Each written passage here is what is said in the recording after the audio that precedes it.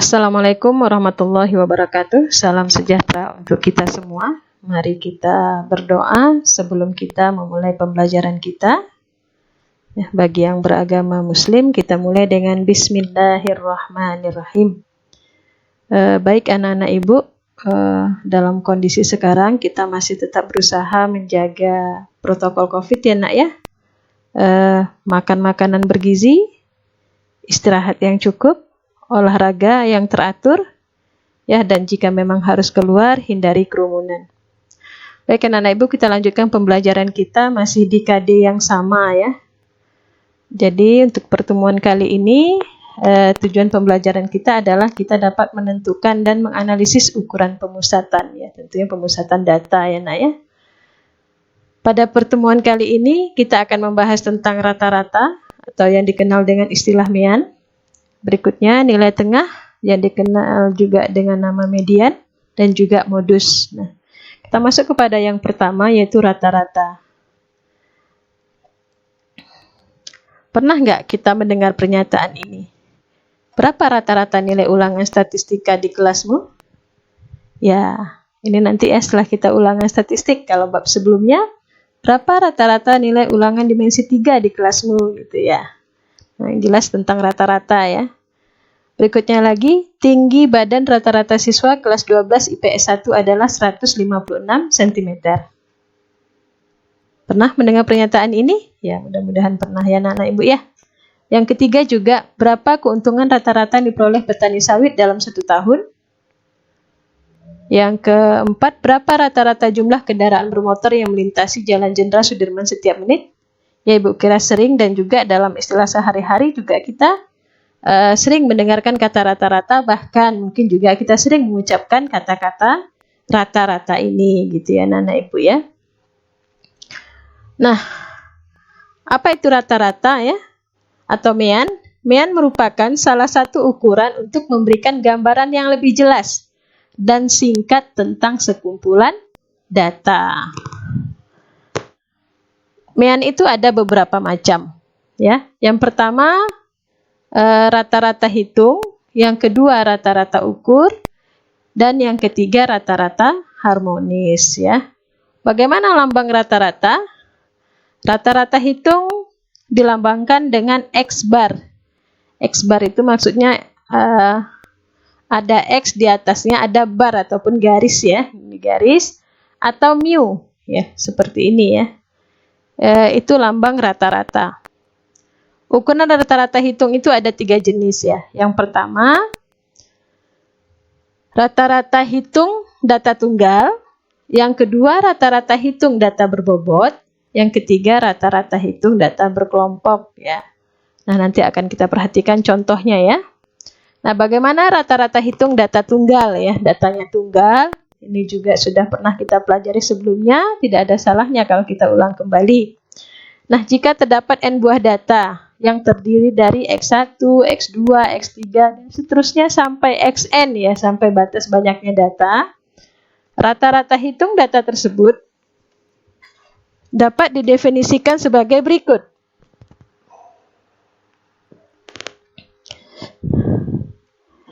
Ya, maka rata-ratanya adalah X bar itu, ini simbol rata-rata tadi, data pertama ditambah data kedua dan seterusnya dibagi dengan banyaknya data.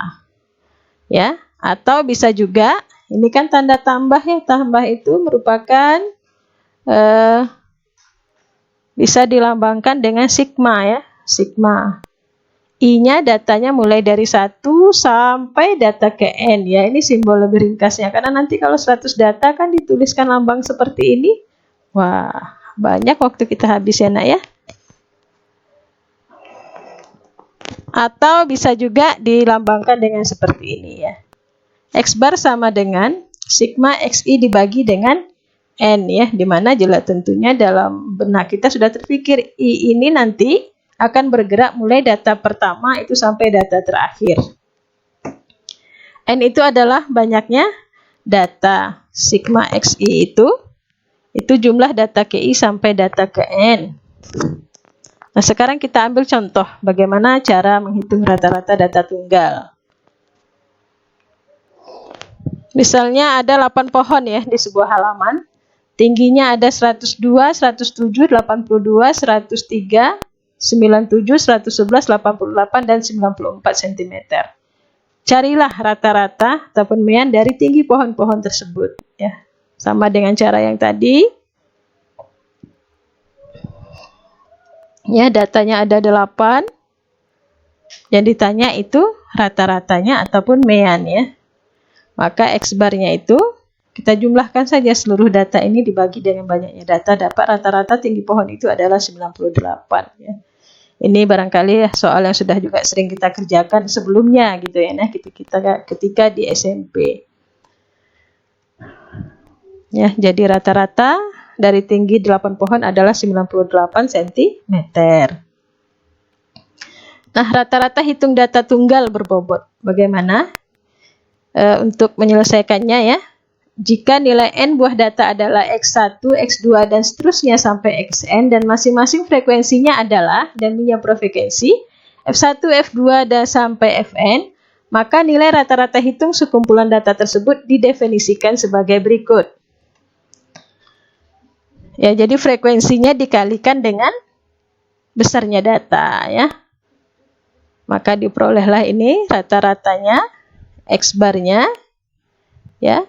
Sama saja dengan yang tadi ya anak-anak ibu ya, cuma di sini ditambahkan dengan pengalinya dengan frekuensi karena kan dia berbobot ya. Nah. Bisa ya, silakan diperhatikan. Sigma Fi kali Xi itu adalah jumlah hasil perkalian setiap data dan frekuensinya. Fi frekuensi data Ki, Xi itu adalah data Ki. Dan sigma Fi ini adalah sama dengan N, yaitu banyaknya data. Ya. Baik, kita lanjutkan ke contohnya ya. Mudah-mudahan dengan contoh kita bisa lebih memahami. Nah, ini tabel penjualan 10 buah kios pakaian pada minggu pertama bulan Desember 2020 ya. Ini kayak nanti untuk persiapan tahun baru ini ya. Jadi pakaian terjual itu ada 70. Sementara kiosnya ada 2, ya, di 2 kios ini terjual 70 pakaian. Dan di 3 kios terjual 80 pakaian, di 4 kios terjual 90, dan ada di 1 kios itu terjual 100 pakaian. Maka rata-rata pakaian terjual berapa? Nah, ini ada 70, 71, 72, 73, atau 74. Nah, kita pakai rumusan yang tadi ya. Maka penyelesaiannya itu adalah ya, tadi karena dia berbobot ya, frekuensinya kita kalikan dengan bobotnya. Ya, 70 kali 20, 140, 80 kali 3, 240, dan seterusnya. Ya, tadi pada rumusan kan kita perlu sigma ya, perlu jumlah, makanya di sini kita jumlahkan.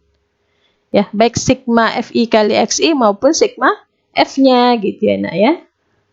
Jadi, berdasarkan rumusan tadi, sigma Fxi dibagi dengan sigma Fi, ini kalau sudah kita jumlahkan tinggal 740 dibagi 10, maka rata-ratanya itu adalah 74. Mudah-mudahan bisa dipahami. Selanjutnya rata-rata hitung data berkelompok. Ya. Berikut ini adalah rumus-rumus untuk menentukan rata-rata hitung data berkelompok. Ya, ada beberapa jenis tapi sebenarnya dia pada dasarnya sama saja. Ya.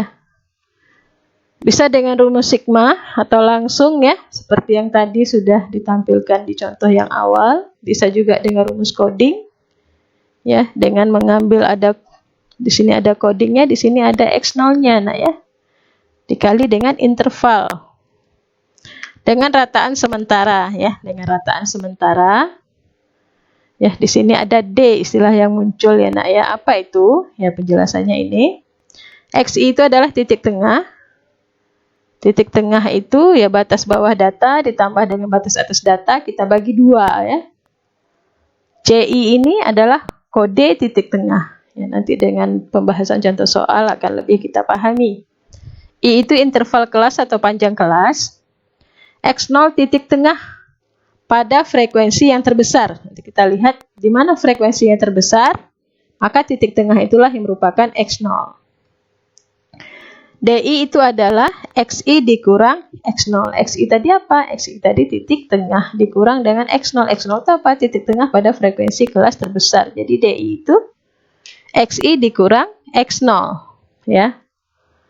Menentukan rata-rata hitung data berkelompok akan lebih mudah apabila data disajikan dalam bentuk tabel distribusi frekuensi. Ya, untuk menyusun tabel distribusi frekuensi kemarin pada video sebelumnya sudah kita bahas.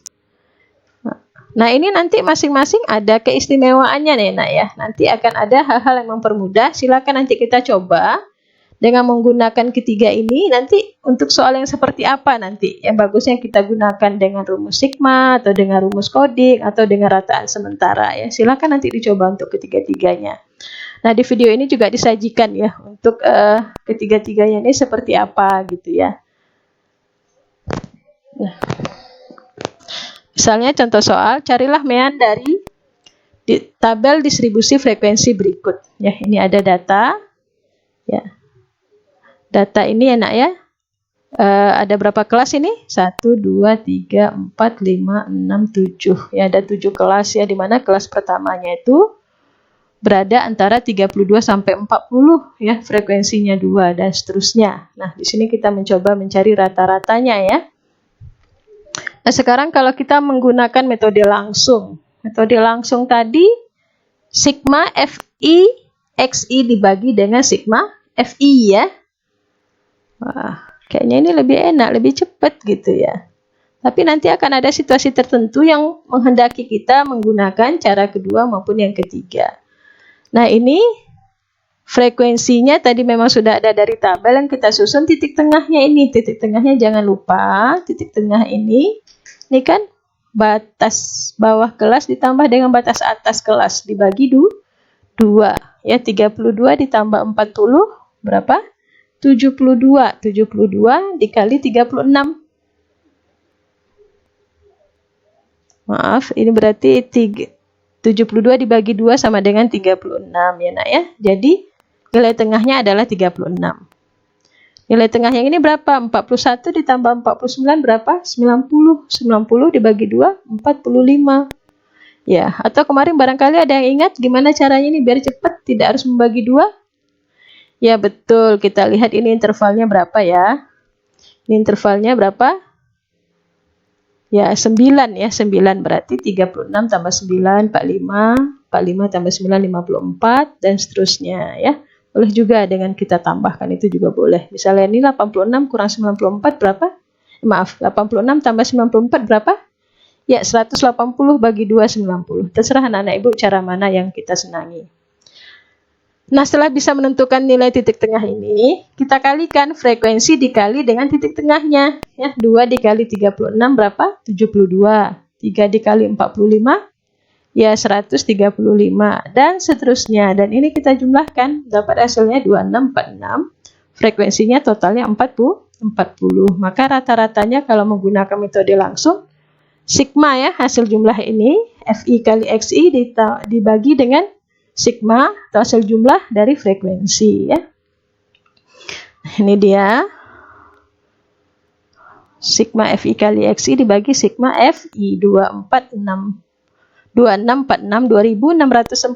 dibagi 40. Hasilnya adalah 66,15. Ini kalau dengan menggunakan metode langsung. Yang kedua, kalau kita menggunakan rataan sementara ya, menggunakan rataan sementara. Nanti akan ada hal-hal tertentu yang memang menuntut kita untuk bisa melakukan dengan metode ini gitu, sehingga memang harus kita pahami dan kuasai juga. Nah, ini tadi nilai, ini frekuensi yang memang ada dari tabel, nilai tengah caranya seperti tadi. Nah, sekarang di sini ada X0 ya. Kita mencari DI, kalau di sini DI tadi kan XI kurang X0. Ya. XI tadi apa? XI itu adalah titik tengah, sementara X0 itu adalah titik tengah data yang berada pada frekuensi tertinggi. Di mana frekuensi tertingginya ini? 2, 3, 4, 13, 10, 4, 4 ya. Terbesarnya kan di sini ya, tertingginya di sini. Ini frekuensi tertinggi. Maka nilai tengahnya berapa ini? Ya. 59 sampai 67 ya. Ya. Jadi kalau ditambahkan ini kan 126 dibagi 2, 63. Ya, jadi inilah yang merupakan X0-nya. Jadi dari mana datang 27 ini? Datang 27 ini kan XI dikurang X0. XI-nya tadi 60. XI-nya di kelas yang ini itu ada 36 dikurang dengan X0. Berapa? 36. 63. 36 dikurang 63 berapa? Minus 27 ya. Oke, selanjutnya yang di kelas kedua DI-nya, XI-nya itu adalah 45. 45 dikurang 63. Berapa hasilnya? Ya, minus 18 ya. Nah, berikutnya di kelas yang ketiga, XI-nya itu adalah titik tengahnya 54 dikurangi dengan titik tengah frekuensi terbesar, yaitu 63, maka hasilnya adalah negatif 9.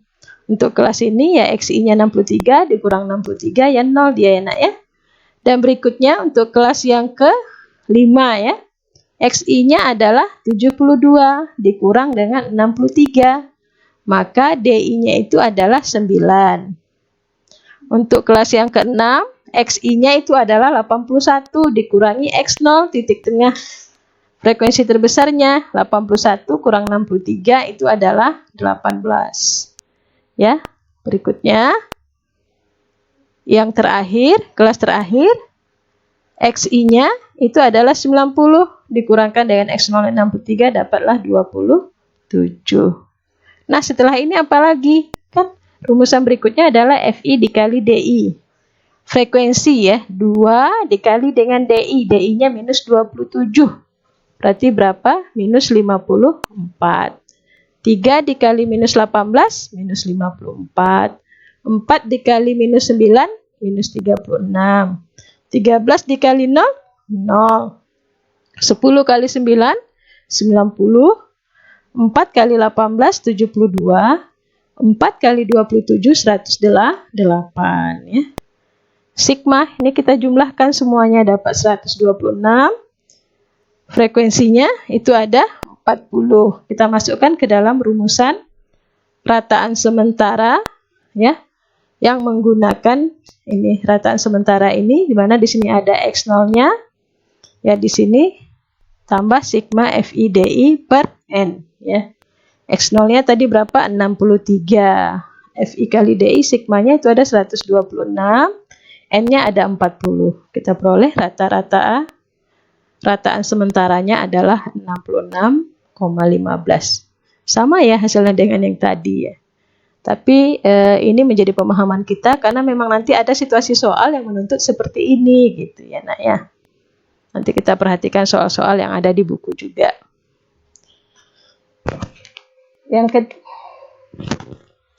Yang ketiga menggunakan metode coding. Ya, metode coding tadi ada apa? Ada tambah CI ya. CI, di mana CI itu sama dengan XI kurang X0 per I. Ya. I itu apa? Ya, I itu adalah interval ya. Intervalnya berapa? Di sini intervalnya adalah 9 ya. Ya, mudah-mudahan anak ibu semua sudah paham cara menghitung interval. Kita hitung mulai dari 32 sampai ke 40 itu ada 9 ya. Nah, CI itu adalah XI kurang X0 dibagi dengan interval ya. Jadi sebenarnya kalau di sini kita sisipkan tadi hasil XI kurang X0-nya, itu akan lebih enak ya, langsung dibagi dengan CI ya. Nah, jadi tadi kalau di kelas ini kita tadi sudah memperoleh ya, X0-nya berada di sini ya, 63 ya. Nah, jadi kalau XI-nya itu adalah 36 dikurang 63. Berapa tadi? Berapa dapatnya? Iya, minus 27 ya, minus 27 dibagi dengan I-nya. I-nya berapa? 9 ya. 27 dibagi minus 3. 27 minus 27 dibagi 9 itu hasilnya minus 3.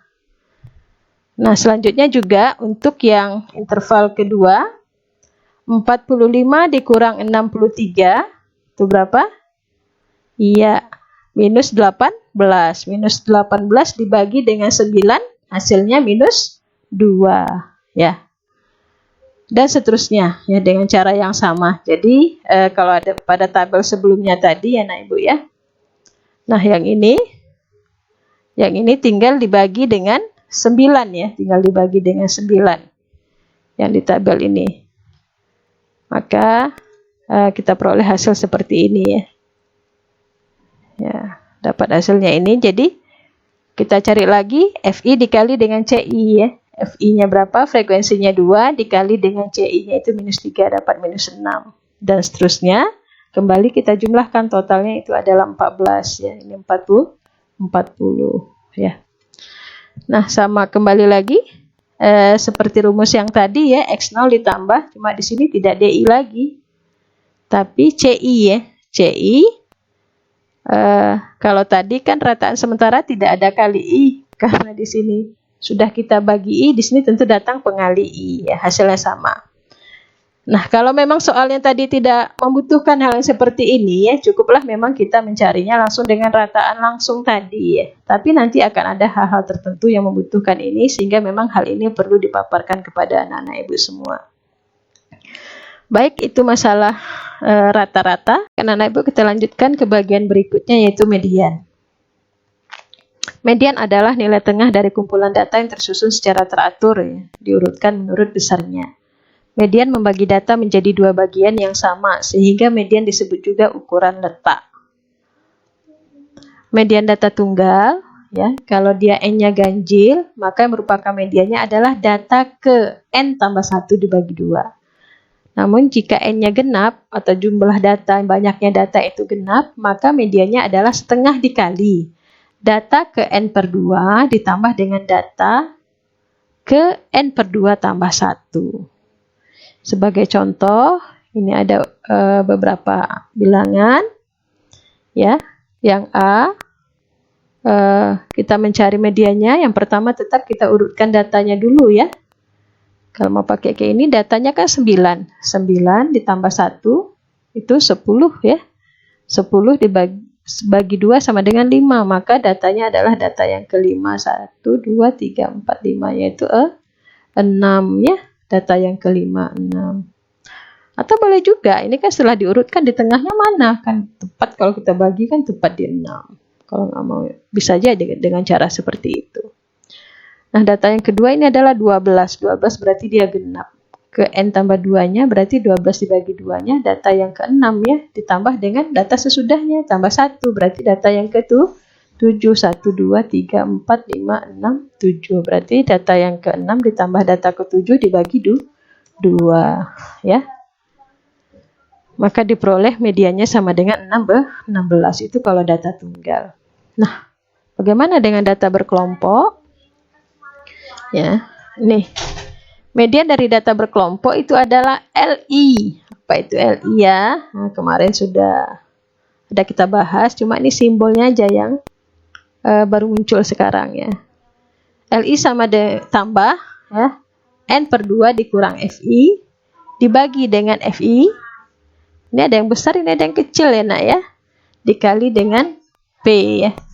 Kalau di buku yang lain ada juga memakai istilah I ya, serah. Itu yang jelas panjang interval. Definisinya apa? Ini di sini. LI tepi bawah kelas. Nah, kemarin kan sudah ya, kita menentukan tepi bawah kelas untuk membuat apa? Untuk membuat histogram ya. Ya. Berikutnya N adalah total frekuensi, banyaknya seluruh data itu berapa? Itu adalah N. Ya, N di sini banyaknya data, seluruh data itu berapa? FI itu adalah ini F besar. Berarti kan nanti bedanya. F besar itu frekuensi kumulatif. Kumulatif itu kan berarti jumlah ya, jumlah yang kurang dari sebelum kelas median. Berarti jumlah frekuensi yang sebelum kelas median itu berapa gitu ya. Kalau misalnya kelas mediannya berada di kelas keempat, berarti yang kita kumulatifkan, yang kita jumlahkan adalah kelas pertama, frekuensi kelas pertama, tambah frekuensi kelas kedua, tambah frekuensi kelas ketiga. Nah, itulah yang merupakan frekuensi kumulatif kurang dari sebelum kelas median. Ini simbolnya F besar. FI itu sendiri ya seperti yang simbol-simbol sebelumnya itu adalah frekuensi kelasnya ya, karena kita mencari median, maka di sini dinyatakan sebagai frekuensi kelas median. P adalah panjang kelas median. Nah, kalau panjang kelas itu kan semua kelas kan sama ya, kalau tabel distribusi frekuensi bisa aja sih disimbolkan dengan interval gitu ya. Nah, ada juga yang menyimbolkannya seperti itu. Tapi yang jelas kita tahu gitu, dikali dengan apa? Itu dikali dengan panjang kelas. Nah, kita masuk kepada contoh ya Anak Ibu ya. Ini ada datanya, masih data yang kemarin juga. Kalau kita mencari mediannya gimana? Apa tadi yang perlu tambahkan lagi? Ya, tepi bawah kelas ya. Nah, ini tepi bawahnya kemarin sudah diajarkan. Kalau sini 32 berarti tepi bawahnya adalah 31,5, sini 41, sini 40,5 dan seterusnya gitu ya. Nah, bagaimana mencarinya ya? Median itu data ke N/2. N/2 N-nya berapa? Total datanya adalah 40. Berarti N/2-nya adalah 20. 20 data itu tepatnya berada di kelas mana? Coba 2 tambah 3, 5. 5 tambah 4, 9. 9 tambah 13, 22. Berarti 20 itu kan ada di sini ya. Maka ini merupakan kelas median, yaitu kelas keempat. Nah, disinilah nanti yang akan kita otak-atik itu dalam kotak ini ya, terutama gitu ya. Jadi LI-nya itu yang ada di kelas ini ya. Nah, kita perhatikan. LI-nya adalah tepi bawah kelas median, yaitu 58,5. Frekuensi kelas mediannya itu adalah 13 ya. Frekuensi kumulatif kurang darinya berapa? Kurang dari kelas median ya. Kurang dari kelas median itu 9. Kalau ini tidak dibuat tidak apa-apa, tapi kita paham frekuensinya itu adalah 2 tambah 3 tambah 4, yaitu 9. Mau dibuat seperti ini lebih bagus, karena kemarin kan kita sudah membuat OGIF ya, OGIF kurang dari dan lebih dari. Jadi pemanfaatannya di sini. Panjang kelas yaitu interval ya, P sama dengan nih. Jumlahnya itu 9. Mudah-mudahan anak ibu sudah bisa memahami tentang ini ya, terutama panjang kelas jangan sampai salah, karena masih ada yang bilang berapa interval 32 sampai 40, masih ada yang bilang itu 8, dan itu tidak seperti itu ya nak ya. Nah, maka berapakah median daripada data ini ya? Jadi mediannya itu adalah ini LI-nya N/2-nya kurang FI dikali dengan P ya. Kan tadi 8,5, 20 dikurang 9 dibagi 13 dikali 9. Maka hasilnya adalah 66,115. Mudah-mudahan bisa difahami oleh anak-anak ibu semua.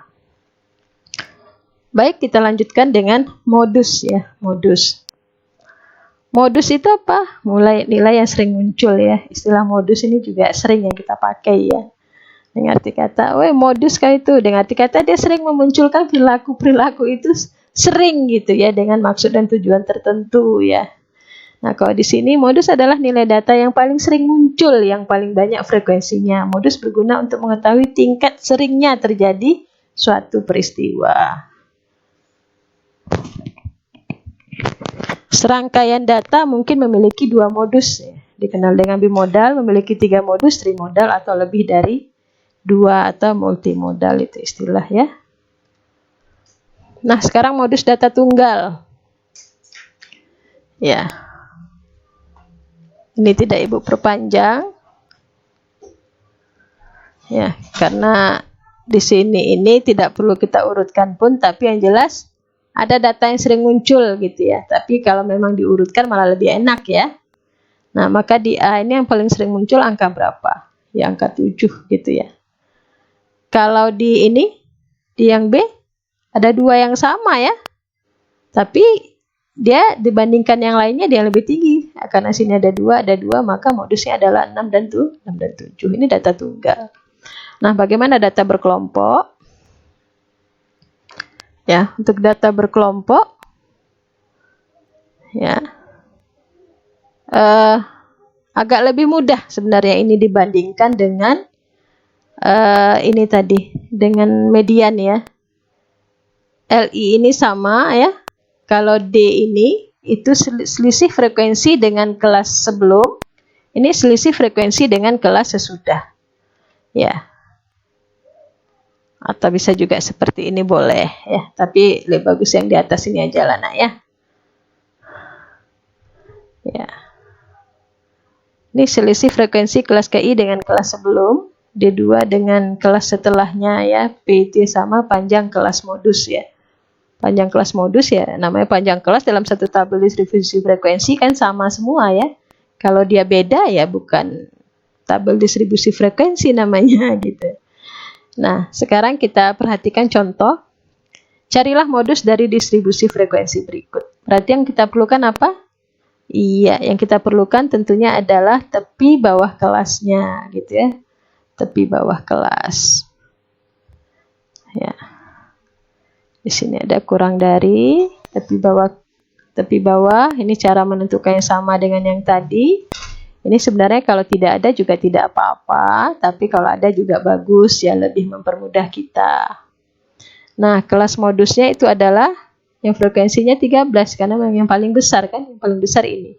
Sama ya dengan kelas median ya, tidak apa-apa. Tapi ada soal juga nanti yang kelas modusnya tidak sama dengan kelas median. Tapi yang jelas kita untuk mencari kelas median setengah dari data, untuk mencari kelas modus itu yang frekuensinya paling besar ya, yang paling besar. Kebetulan pada contoh yang Ibu paparkan ini kelas median dan kelas modusnya sama. Ya. Kita lanjutkan mencari item-item yang perlu untuk menyelesaikan soal kita sesuai dengan rumusan yang ada. Ya, jadi kalau LI ini tadi sama ya, nak ya dengan yang tadi. DI ini adalah selisih frekuensi kelas KI dengan kelas sebelumnya. Kelas KI ini yang mana? Yaitu kelas modus itu, ya. Kelas modus itu frekuensinya 13. Kelas sebelumnya berapa? Kelas sebelumnya itu adalah 4 ya. 4. Maka D1-nya itu adalah 9.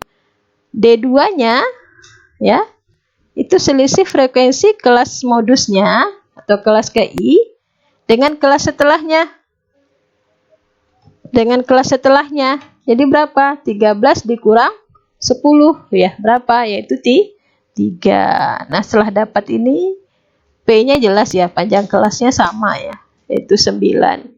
Nah, kita substitusikan ke rumusan yang ada ya. Kita masukkan lagi angka-angkanya.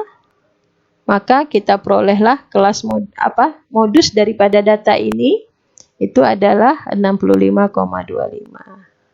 Nah, anak-anak Ibu, mudah-mudahan bisa dipahami.